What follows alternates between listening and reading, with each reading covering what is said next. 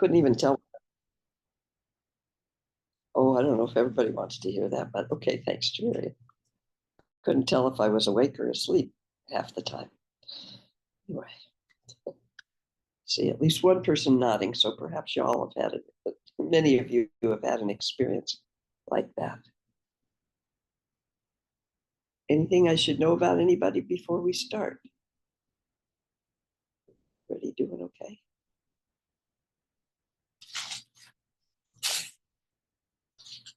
All right, let's jump in.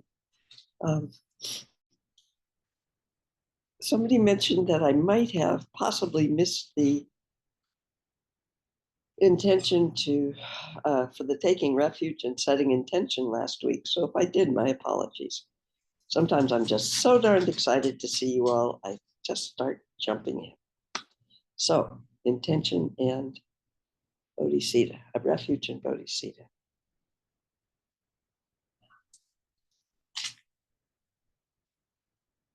With a wish for all beings to be free, free of the contraction of held belief systems and thought patterns, free of the reactivity of held emotional patterns, and free of distorted perception.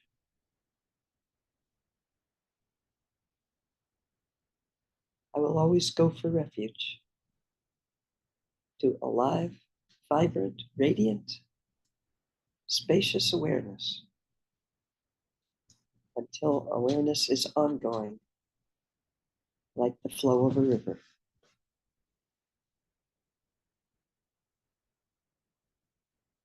Enthused by wisdom and compassion, today in the presence of all Buddhas and Bodhisattvas, of any time and any lineage, or none, I generate the mind of full awakening for the benefit of all beings. As long as space remains, as long as beings remain, may I manifest in such a way to ease and dispel the miseries of the universe.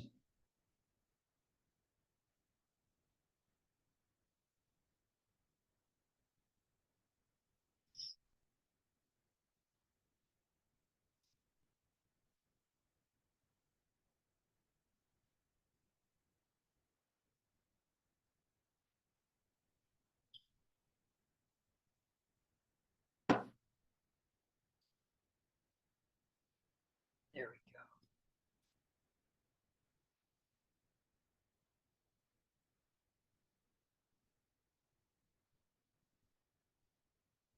Is there anybody here for their first time that doesn't mind waving their hand?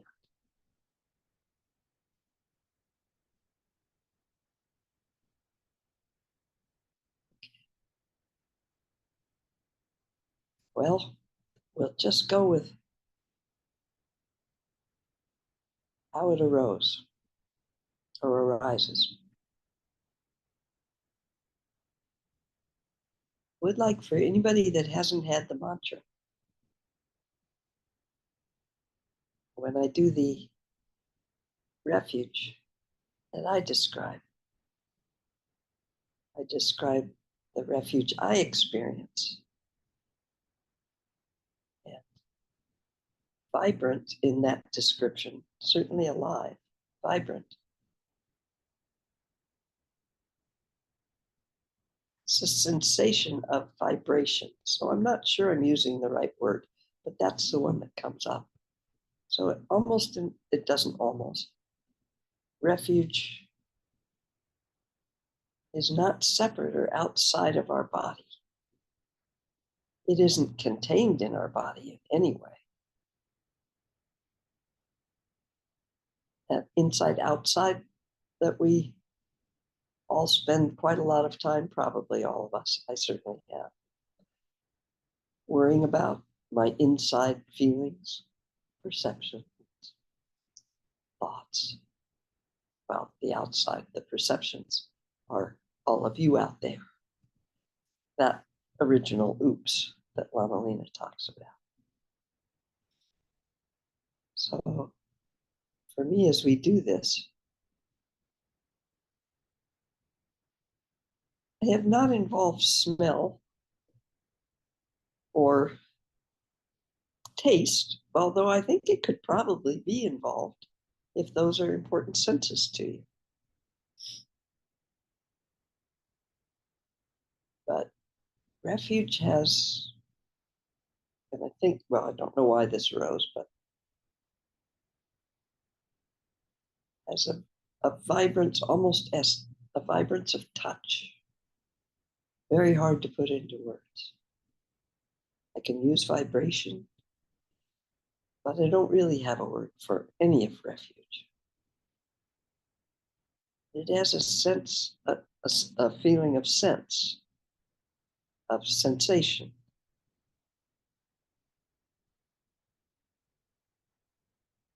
And for me, it definitely involves sound. Sound also being, in a way, a wave or vibration. And I say radiant because it has a quality of light, of expanding, too direct, expansive light, all-inclusive light.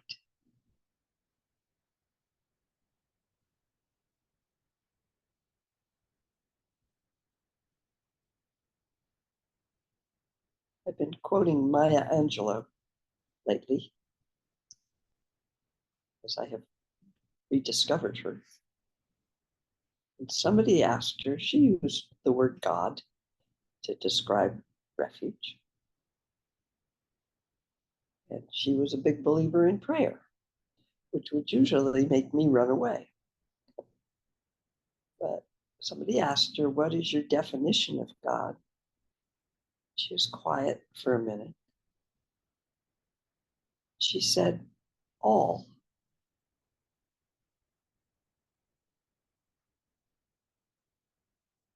She kind of just sat with it. All. And then a little later, somebody asked her, well, what do you think happens when you die? And she said, you just return to all. You never were. I'm not going to quote her words perfectly. You just experience all in a different way because all already included you, included everything, not separate.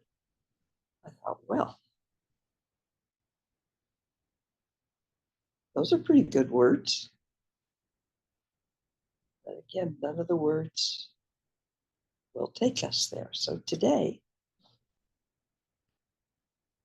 I'd like to invite you to say the mantra because it is the sound of what's being pointed at, which gets the name Sambhogakaya, Bodhicitta, all kinds of names. Open-heartedness, compassion, luminosity, clear light. I mean, goodness. Obviously, it's not describable or we wouldn't have so many words to try to describe it, yes? And it's not an it, of course.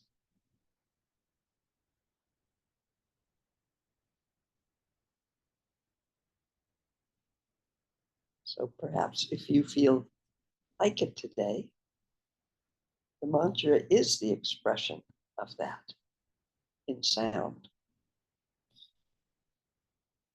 The rays of light that open in this practice from our heart and touch 1,000 beings with light.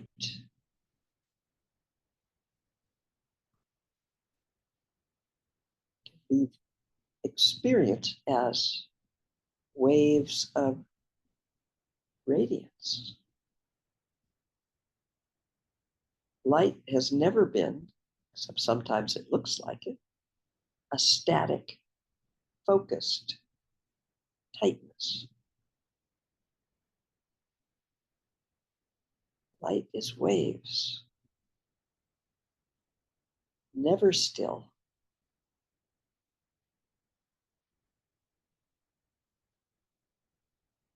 It's really okay to think of it as warmth. Very own sun, if you happen to be seeing it, is what brings us warmth.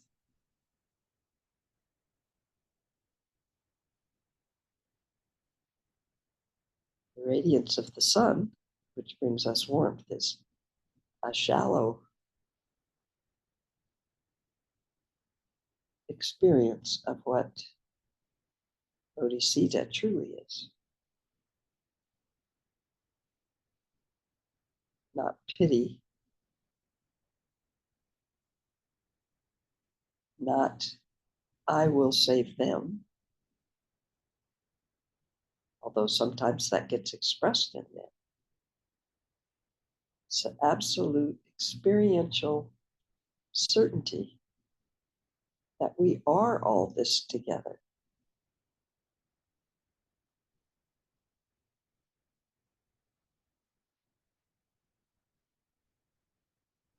So today, anyway, let me do the lung for the mantra.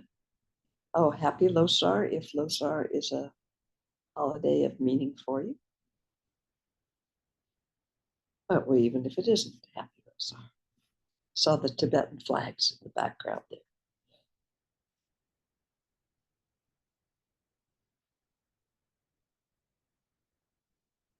Or I should say Losar Tashi Delay, which I think translates to happy Losar, or joyous Losar.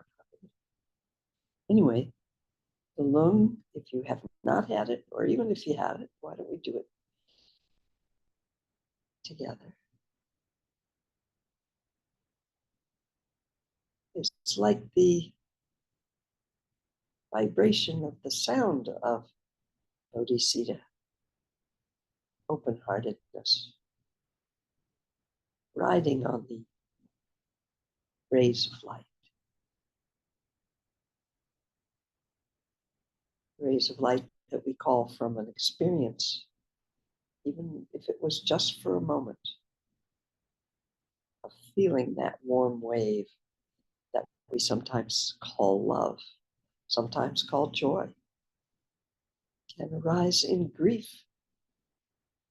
can arise in any of the emotions around the mandala, if you're familiar with the mandala of the 5 emotions. Many things, I don't believe it's like this in Tibetan, but I'm not Tibetan. Many of the methods for starting to loosen some of our holds, and because it was an oral tradition for so long, are grouped for the sake of memorizing or remembering. So are there exactly 5 emotions? No.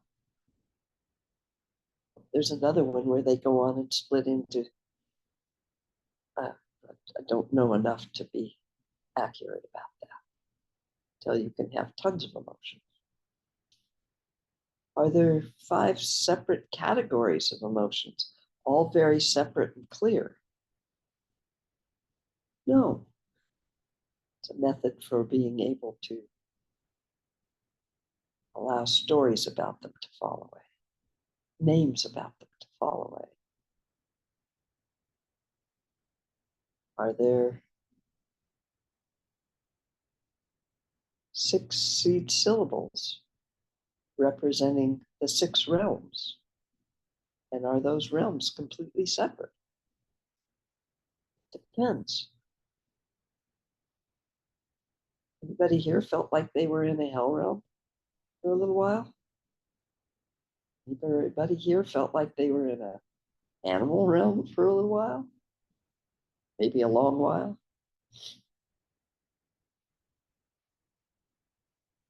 Maybe you had a moment of a God realm. Those are really fun. Well, not really.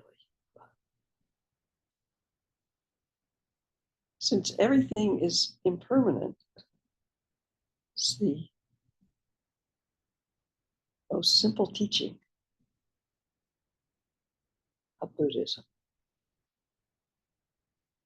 to really become experientially aware, awake.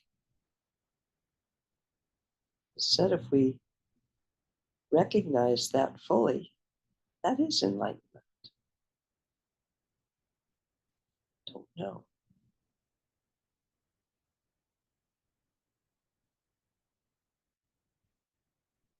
So today, as I said, why don't we do the mantra? Lung.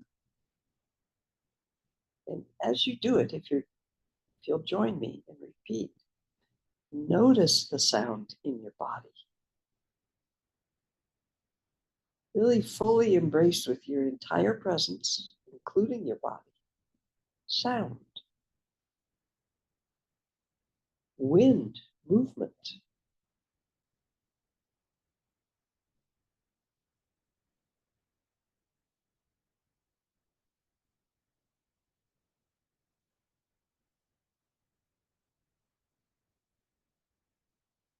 See if the boundary of inside and outside drops away a little bit when you experience sound. The same as it might when you experience rays of light connecting with other beings, connecting with you. So mantra, in case you haven't had it, we'll do it slowly. Om, ma, ni, pe, me, hum.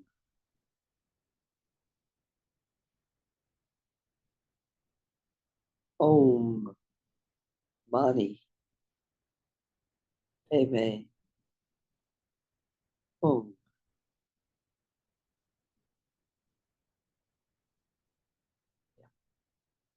Om, mani, pe me, hum. Considered the most powerful mantra in Tibetan Buddhism.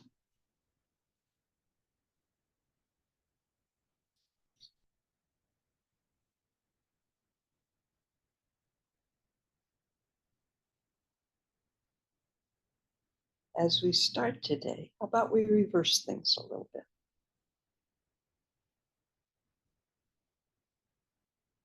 If you have a root teacher that you consider, whether you've met them, doesn't matter. There aren't any rules here. That you consider to be, or a teacher, or maybe you don't even consider them a teacher. There is a being that you just feel as an emanation of bodhisattva. It won't be somebody that runs around going, ooh, I love everybody. Everybody's so wonderful. That was probably not likely to be an emanation of a bodhisattva. Or, here, let me save you. I could save you if you would just listen to what I say. That is probably not an emanation of a bodhisattva.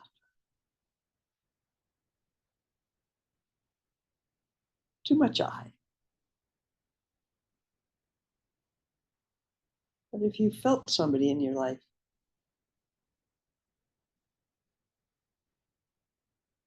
that allowed your heart to open,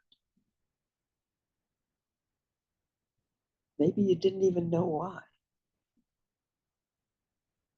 Sometimes in these experiences, people can experience tears, just start crying for no reason.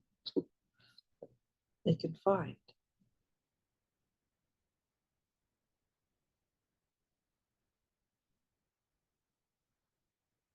A teacher that does not give himself a label of any kind, of Lama, or some people call him Lama.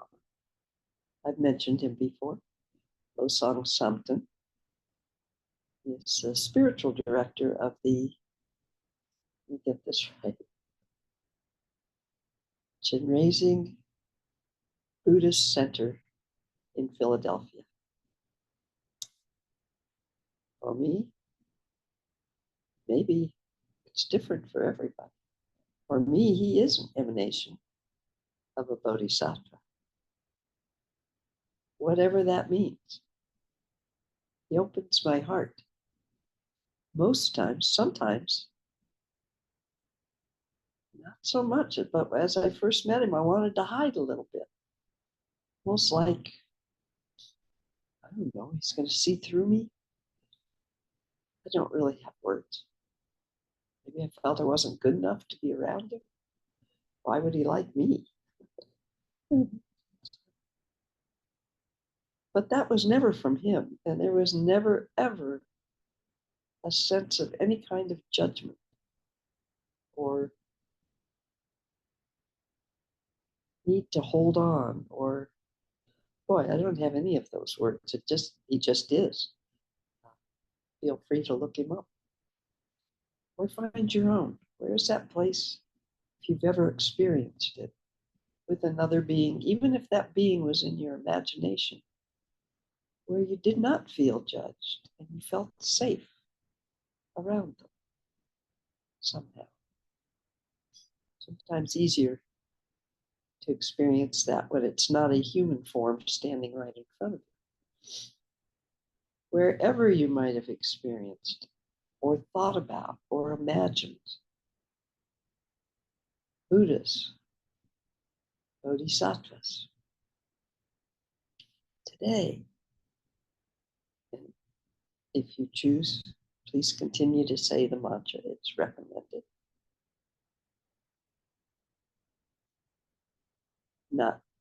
No rules.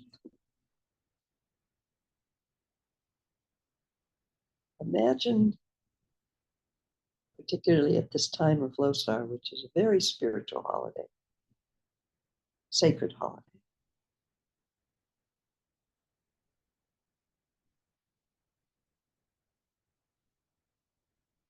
Imagine all the Buddhas and Bodhisattvas that you've ever been told about or experienced. This can include, and does often, Tara, Chenrezig,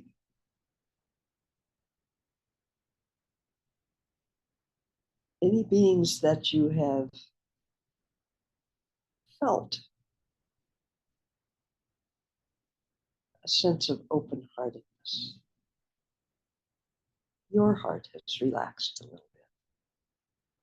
Let's imagine all of those in the universe. And today,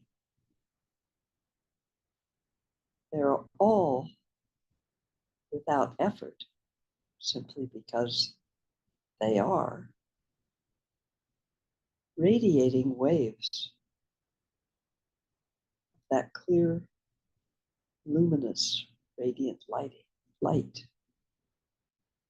All of that light is coming into your heart.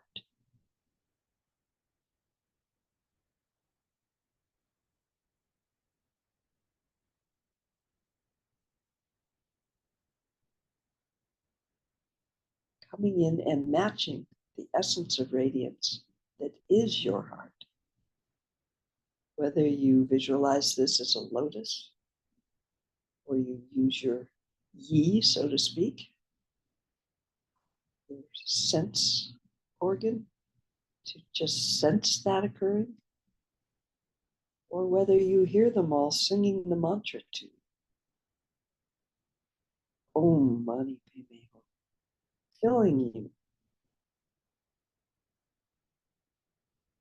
to the point where your heart can relax and open for a moment, maybe. You can experience no difference.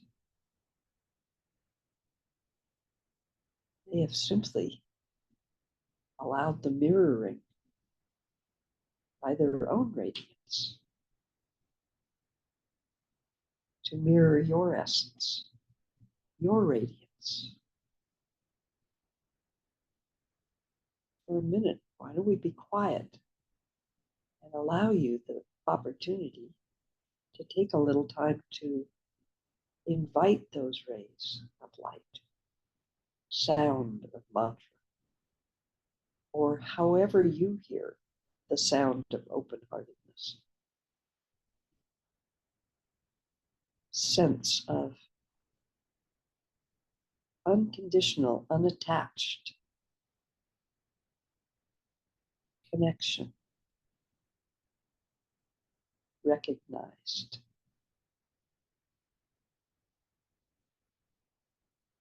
shared,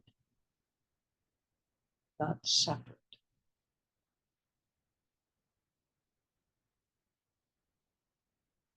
A thousand Buddhas and Bodhisattvas, sending 1,000 rays, thousand rays.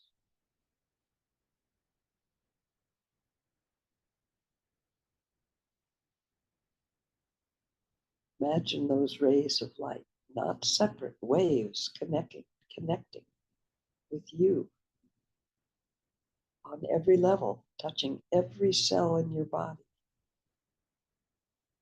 We can imagine or experience those waves coming into our heart, allowing the relaxation and openness. Or you may experience it as waves touching every cell in your body, becoming part of you. Waves of warmth, light, song, touch, flowing from your heart through all your blood vessels, your arteries, your veins.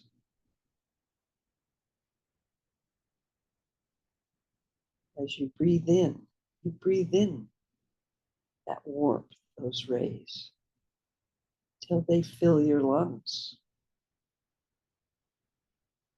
And the winds of those rays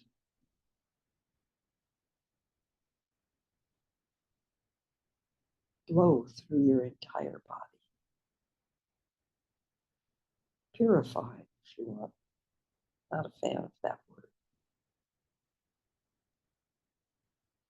Untying all the knots of self-focus, untying the knots of thought patterns and belief systems.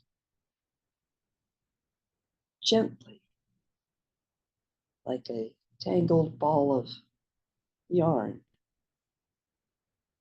No yanking, just gently and softly working between all the little knots, allowing them to release.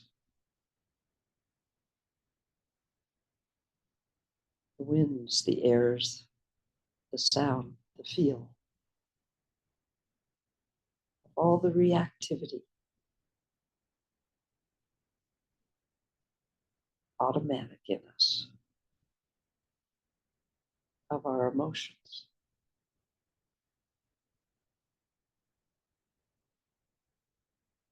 Allowing those knots to dissolve.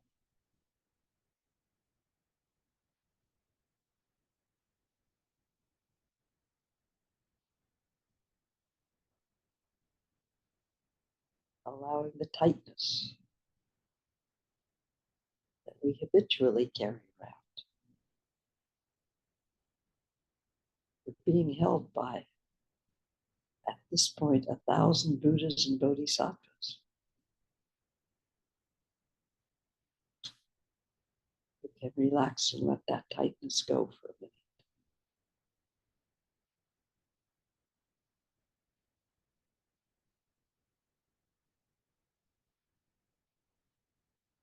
You also might find yourself pulling away a little bit sometimes. That's fine. They didn't go anywhere. Sometimes maybe it feels too bright.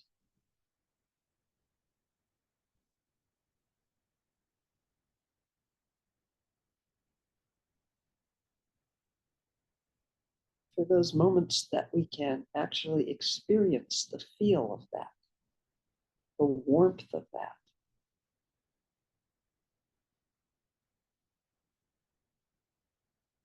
until we are that.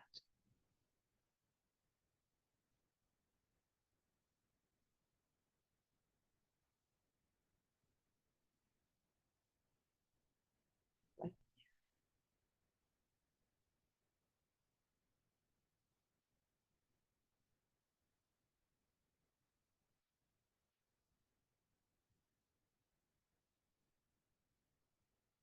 And we find filled with this light, sound, sensation, sense, feel, vibration. Can't describe it. All these Buddhas and Bodhisattvas. We notice we are so full, eventually,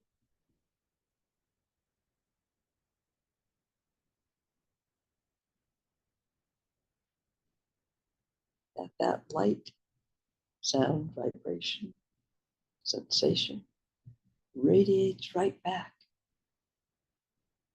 out to all the Buddhas and Bodhisattvas. Perhaps in gratitude. Gratitude is part of a heart opening up. Gratitude and thanks to rest in that presence and be that presence.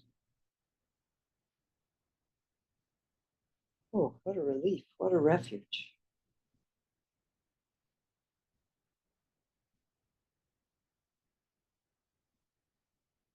Can get bigger and bigger and bigger. How many Buddhas and Bodhisattvas? We don't limit this by time. All the Bodhisattvas and Buddhas of the past, present, the future, beyond time. It is said that is all beings.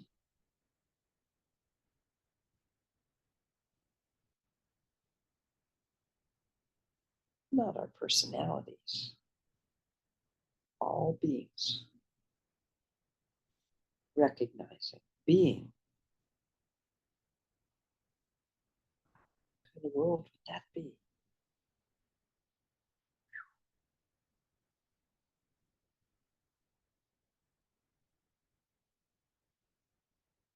Beyond space, no limitation, Buddhas and Bodhisattvas, to the edge of the universe, beyond the universe, to multiverse.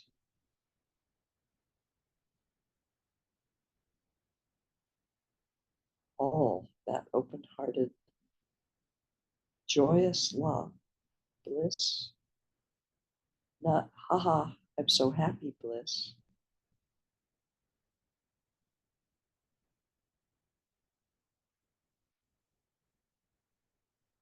That warmth, no description, in which you are held, in which you can rest, in which you are not separate.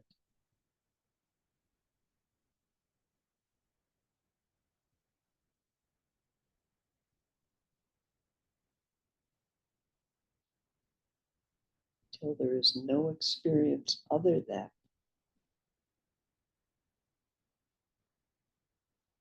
luminous, radiant, alive, light, vibration, sound, filling every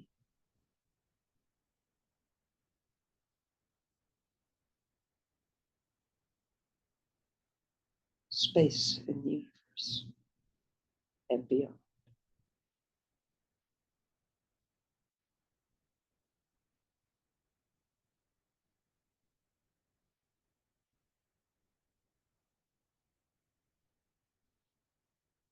You can rest there again and again, again and again. That is always present. Always. Can we always feel it? Experience it?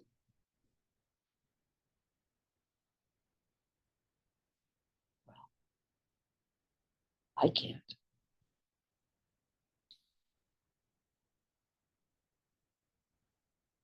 And it's not an it, but that loving presence has never left. It's the vow of all bodhisattvas of all time to be present wherever needed.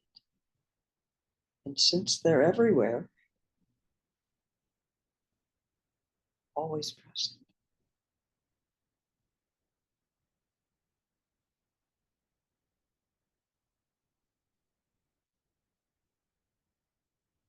Refuge is not to take away emotion. It is not a refuge to run away from sadness or anger or all the human elements we seem to have, particularly talking about humans at the moment, but through all the realms. In the human realm, all of those arising are not separate. That is our aliveness.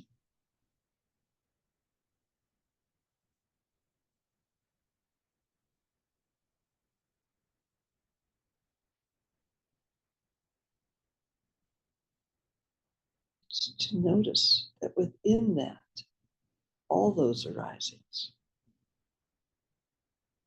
there is infinite loving presence.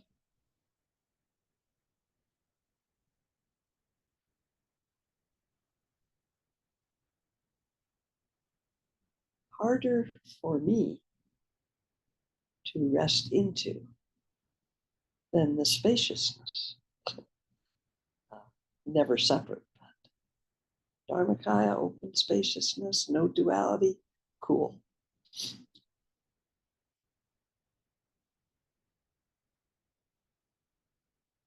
Don't have to trust this and take it on faith. We simply have to allow the experience, which is always there, however it touches us,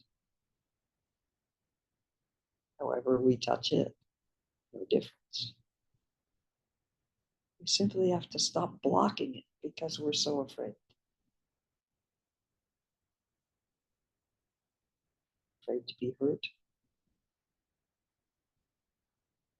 afraid to feel grief.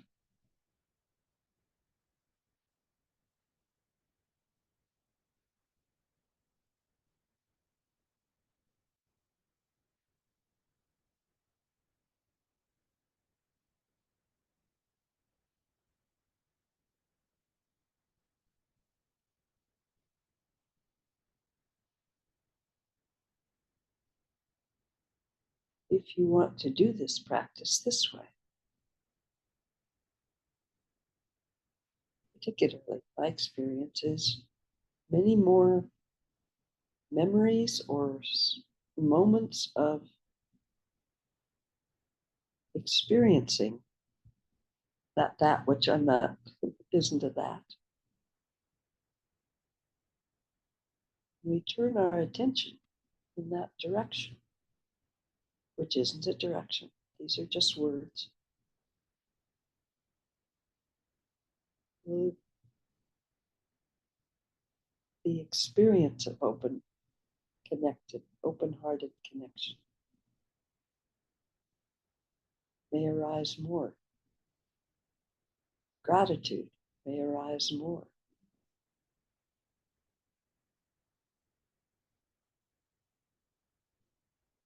This presence that I am unskillfully pointing at, being, is not experienced when we're thinking about the future or we're thinking about what we should be doing that we did wrong. We look at the past. It is present right here, right now. No looker, no describer. No wonder those Tibetan masters get so excited. Well, or want to share it.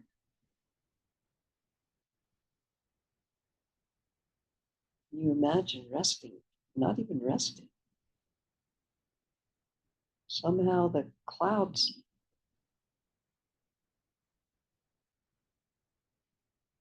clear for a moment. And this simple presence is obvious. And then, of course, we're human. We want to hang on to it, don't we? We yank ourselves right out of that. Oh, well, wait a minute. Let's see if I can control that. Can I hold on to that? Is that real? Am I imagining that? Oh, goodness. If you were a being who lived that presence, which you are, we all are, we just don't know it. Wouldn't every part of your being want to share it? Not force it, not tell you how you ought to be or how you ought to get this or that or none of that. You just want to, for lack of better words, be it. Maybe somebody else would notice too.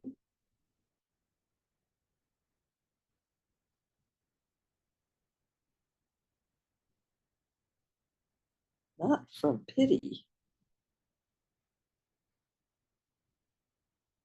These are odd words, but they feel very real at the moment.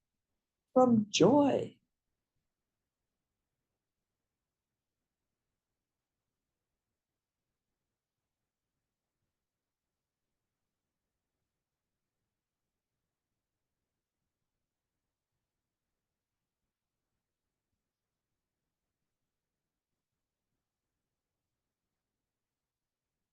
Hey, beings, don't be so afraid.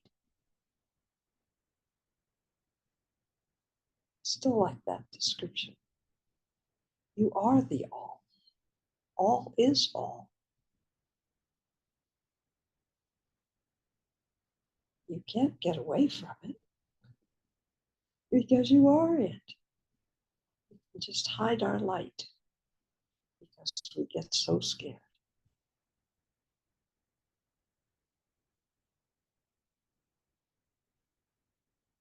Oh, I've done horrible things. We say to ourselves, I'm not good enough.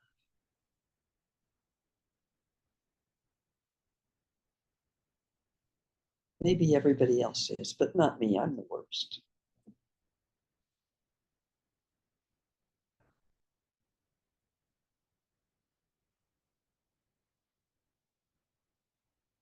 You can't mess up.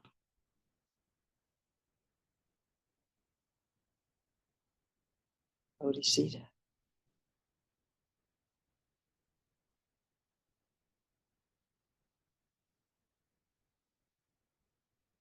It is Vajra strong. Is your Buddha nature. If those words are not meaningful, don't worry about it. It's never been about the words.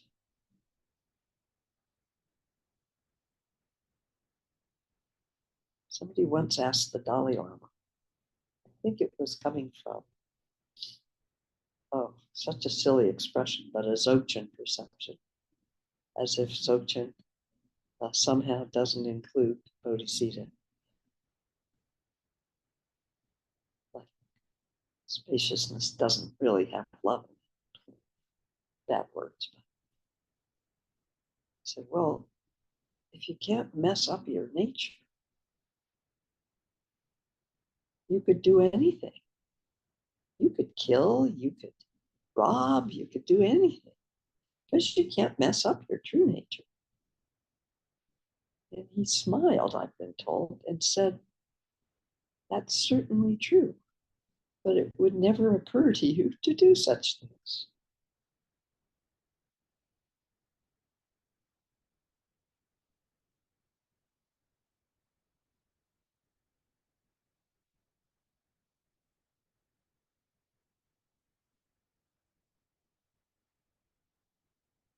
We only do those things.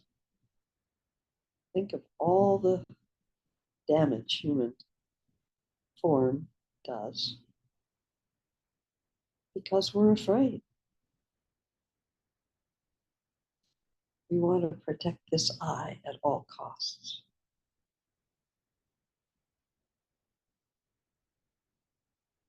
Instinct.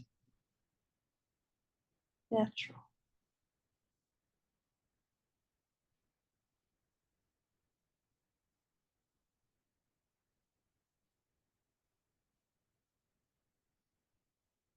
If we were able to rest in this practice, or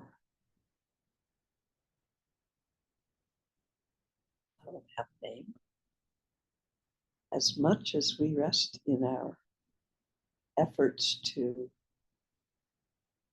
figure everything out, to protect ourselves,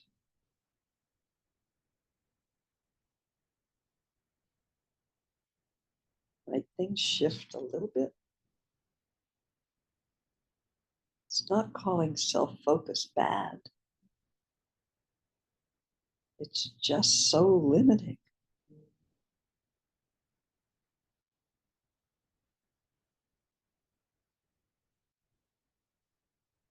It causes so darn much suffering.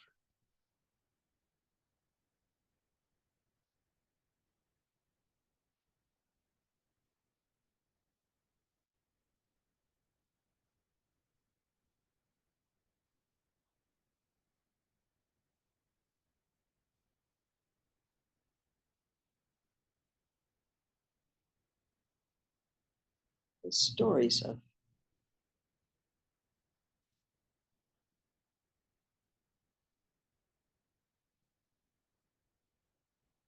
suppose I'll say bodhisattvas for lack of a better word. There's a story I've told before of a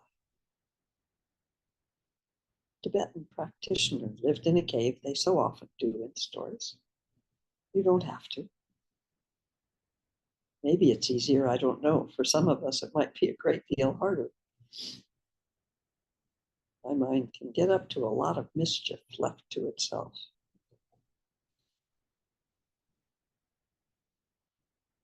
And he was beloved by his village. He actually had to be aware enough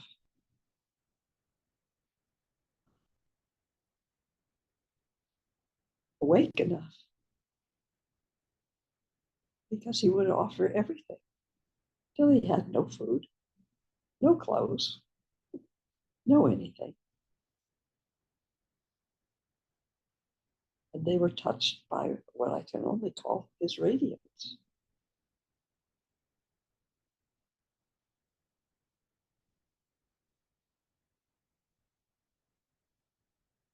He didn't offer because he felt sorry for them. He offered, as far as I can feel, because he knew he was them.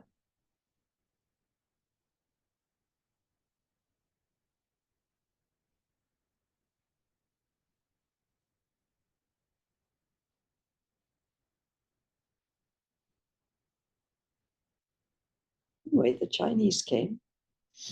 They'd heard of him. And they dragged him out of his cave, tied ropes around him, tied the ropes to a horse, and dragged him through the village. And the villagers with their great love for him, at risk to their own life, ran out to him with cups of water, said, "Please, here, drink some water." He said, "Oh, I'm fine. Can you please give it to the horse and to the person riding on the horse?" Oh, if that was pious nonsense, we'd all want to barf. Had to be totally genuine. Just what his perceptions, if you want to call them that, it's how the world is. He was okay. Then he went to prison and he was tortured. And in all of that, he gave whatever comfort he could to the fellow prisoners and to the torturers. Not to get anything. If there'd been even the tiniest bit of, well, if I'm kind to them, maybe they won't torture me so much, it would have been a manipulation, which we all respond to, rather react to quite well. Purely how he experienced things. A tiny moment in time for him, his form, coming and going.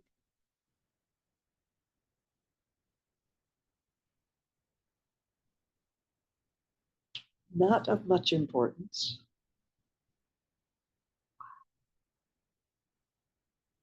And he kind of had an effect on the prisons, not because he was trying to, where the torturers, just people torturing, couldn't really get into their torturing, even though they were afraid if they didn't, they'd be killed.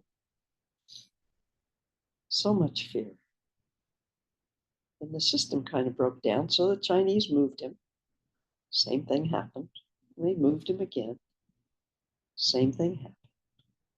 They finally said, "Okay, just go home.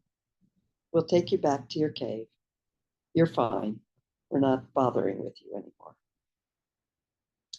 And did he stay and say, "No, I need to be here"? No.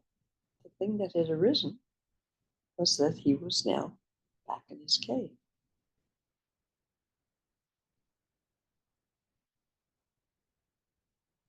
His behavior, his actions, his responsiveness did not change regardless of the circumstances. That's remarkable to me. What on earth is that refuge? That refuge is where we're sitting, or doing our best to sit, right here, right now.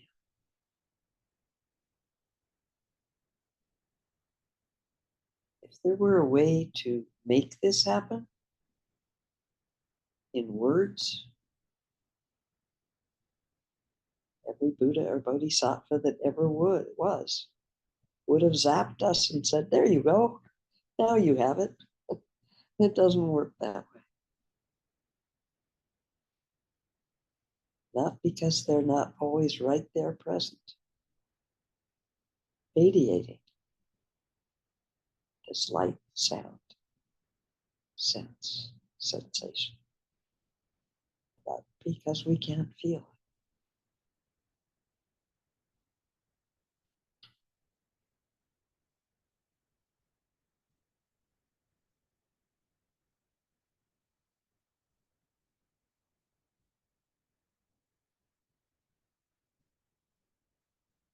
And they don't even seem to get frustrated, from what I understand.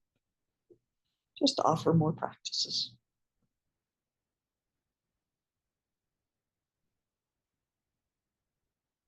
Nundro, that incredible, extraordinary Nundro, isn't about becoming a good person or fixing all the badness in you believe it's simply about allowing some of the knots to unwind. The knots created by our experiences with other beings, our stories about those experiences,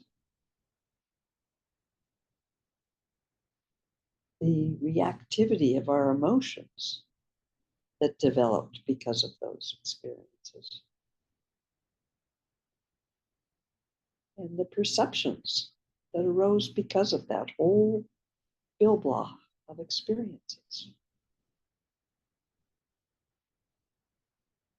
All those knots, they're not about anything happening right now.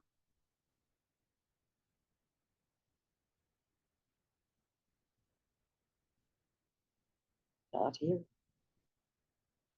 Not now.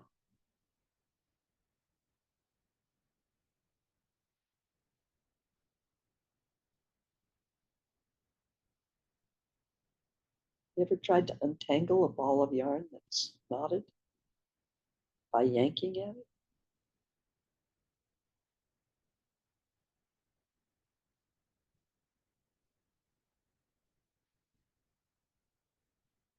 When you can, when we can let the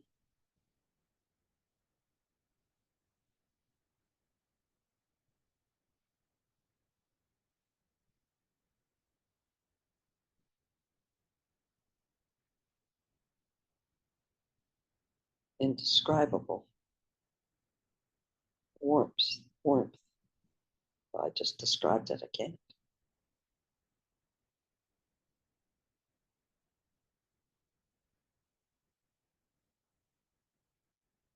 We can rest in the light and radiance of all the Buddhas and Bodhisattvas, and they're not all Buddhists.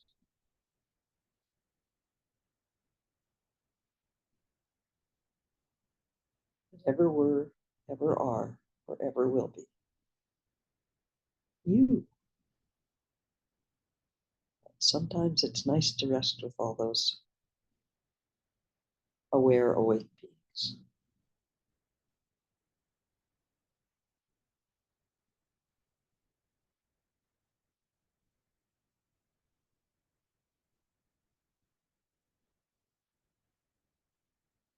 Don't you think it's kind of amazing that, not yet, that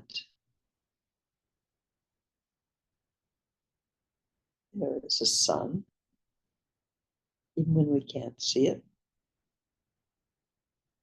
that fills our world every single morning?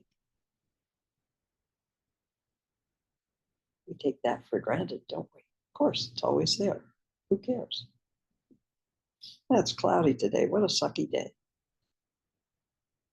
Without light, what would we see?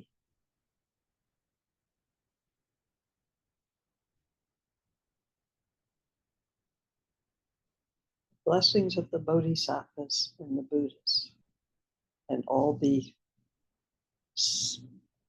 I don't want to get into religions. Doesn't matter. Doesn't matter what the name of what something is. That blessing can allow a shift where we actually awake to what is occurring.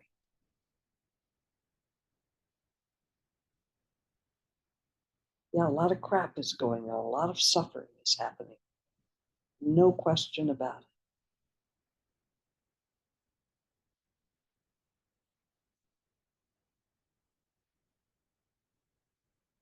Refuge is present freshly in every moment, no matter what arises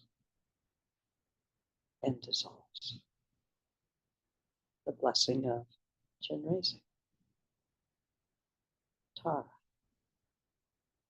Buddha.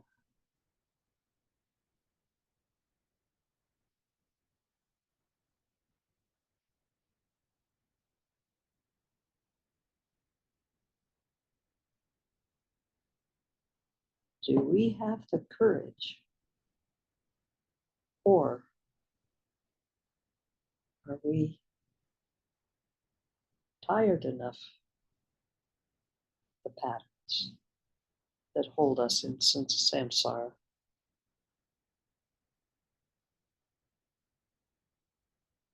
Could be either way, but it takes a lot of courage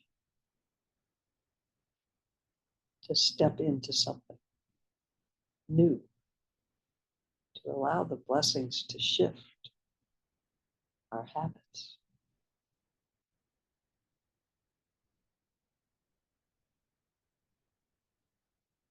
To be afraid and keep walking anyway. I'm going to do the dedication, and Nina, then I'll take some questions, anybody that asks.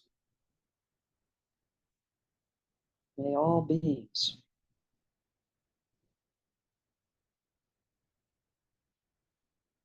in some way, in some place, from some being or none, have the opportunity to receive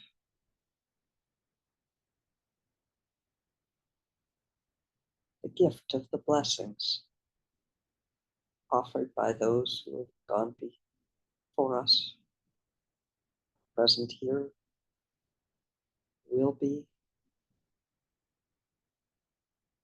to allow all beings to awake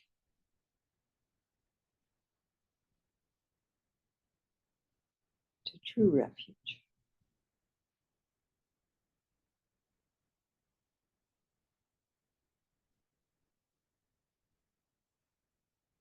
The dissolving of hope and fear,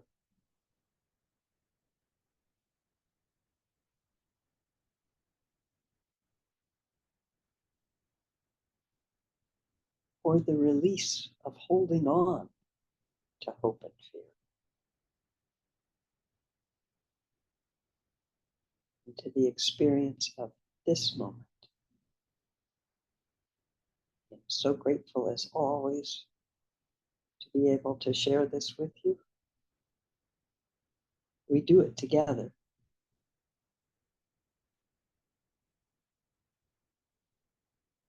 Grateful to Ola and Zaira for translating, and Javeria for faithfully recording.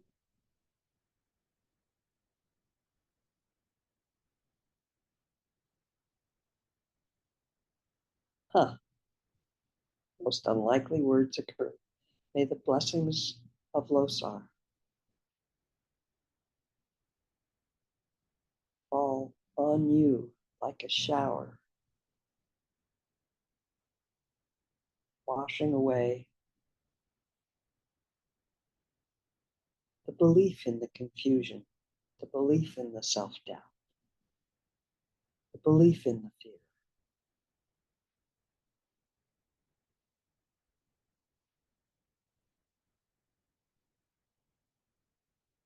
For all beings.